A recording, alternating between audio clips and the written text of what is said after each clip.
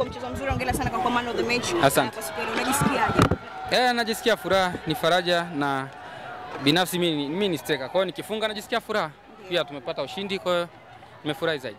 Ulikuwa ni mchezo wa namna gani kwenu? Tunaona leo mmetoka na idadi kubwa zaidi ya magoli. Inaenda kuwapa nini motisha gani kuelekea michezo iliyosalia? Kwanza niseme tumshukuru Mungu kwa kuweza kupata matokeo ya leo, pia kwa kuweza kufunga goli nyingi zaidi.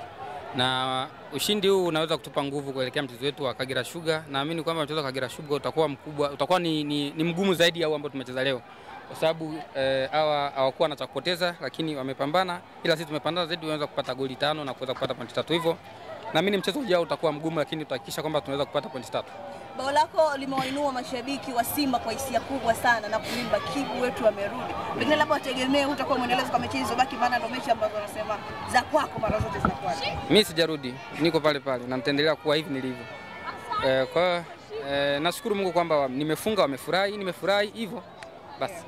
Sawa. Ukiacha mechi ya dabi, pia mechi ya Kagera Sugar ni mechi ambayo ndio.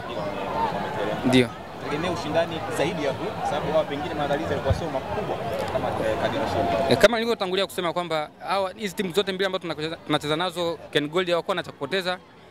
Wamecheza vizuri, lakini ndio hivyo tumeweza kudominate mechi mwanzo mpaka mwisho, tumepata ushindi.